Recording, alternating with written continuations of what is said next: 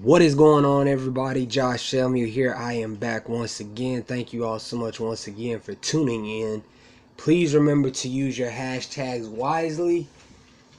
In spite of please remember to use your hashtags wisely. And with that being said, ladies and gentlemen, let's get right into it.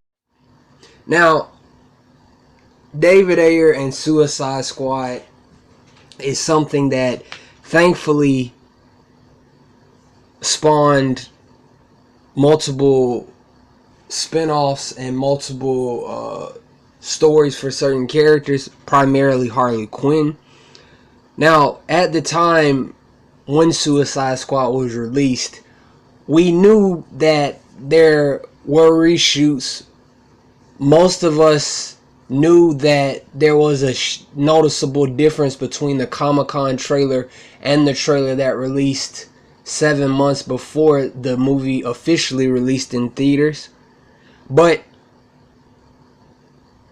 we didn't know at the time how severe, once again, the reshoots actually were. We didn't know how much of a compromising position David Ayer was in. And with that being said, David Ayer has most recently gone to Twitter to reveal some very major and eye-opening details in regards to his original version of Suicide Squad. Now, for those of you that saw my last Ayer cut sermon, you'll remember that the headshot of that video had a tweet that clearly stated that the assembly cut and what we saw in the theatrical cut were vastly different in terms of Harley's character. And watching the theatrical cut, it's clear WB wanted to play it safe and wanted to give the movie a more comedic tone. And I'm not gonna lie, personally I like a lot of the jokes in the movie. However, I'm always of the mindset that if a director has a specific vision, the studio should let him stick with it. Now, I'm not here to talk about the 6 weeks rumor or, they locked him out of the editing bay, because given who was in charge of WB at the time, I don't doubt these things are true. As a matter of fact, I believe most of it is true. But today, my brother and my sisters, I want to talk a little bit about some more shocking revelations that the good brother David Ayer made, and why I think and hope that there is a push for hashtag release the Ayer cut as well. Late last week, David Ayer revealed that Joker was more prominently involved in the final sequence, and that he made a deal with a major character in the movie that also involved Harley.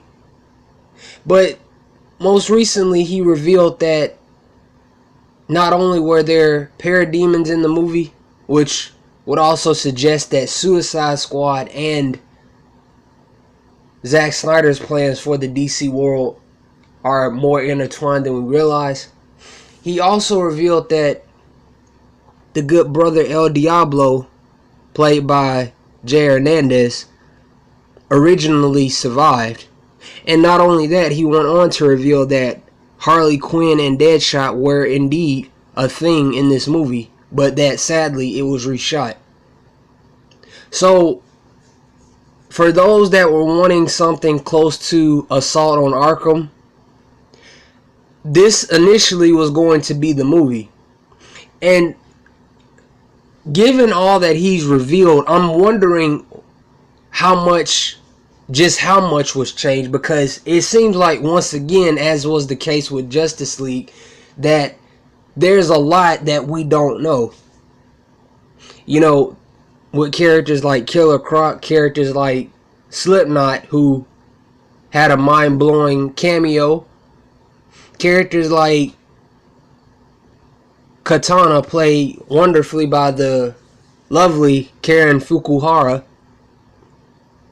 We don't know how much of the story was altered, but the reshoots on the movie were heavy, and I think it totaled out to about $8 million.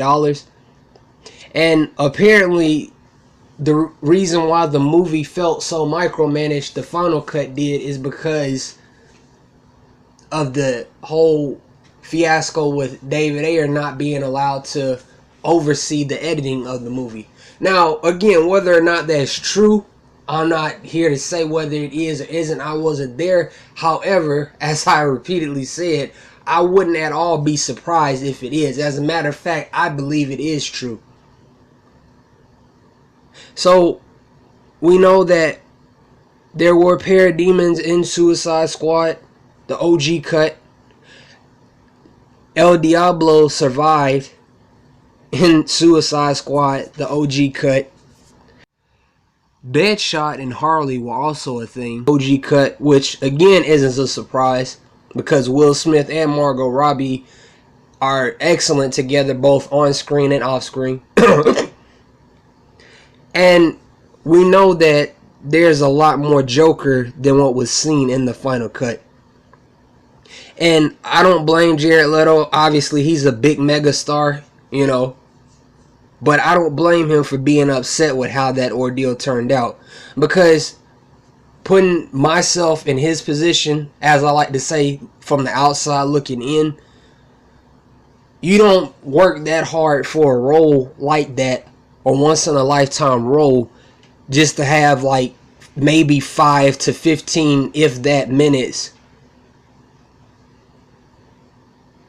only be shown in the cut of the movie. So I'm not going to take too much of you all's time. Just know that El Diablo originally survived. Harley Quinn and Deadshot were a thing, which isn't a surprise. And yeah, there's a lot more to the OG cut of Suicide Squad than meets the eye. And I hope David Ayer is more open about it and more, more willing to discuss his original plans in regards to Suicide Squad, the OG cut, because there will be a push for David Ayer's Suicide Squad, in my opinion. In my humble opinion, there will be a push for this movie. Now, I'm not no big name YouTuber. I'm not getting paid for YouTube. I'm not, fishing for attention or likes or anything like that. But as I've said in past videos in regards to David Ayer's Suicide Squad, I say this, my brothers and my sisters, do not forget David Ayer, and do not forget Suicide Squad. Now, with that said, the movie is still something I enjoy, but I'm all for a director's cut, because I believe if a director sets out to do a specific thing, he or she should not have to be micromanaged by a studio that at the time was ran by cowards and people who were only focused on gaining financial benefits for themselves. So with that being said, ladies and gentlemen, hashtag release the Snyder cut, hashtag release the Ayer cut. Make sure you that are listening continue to use your hashtags wisely. Hashtag Alita Army, hashtag Alita Sequel. And with that being said, ladies and gentlemen, I'm out. Love.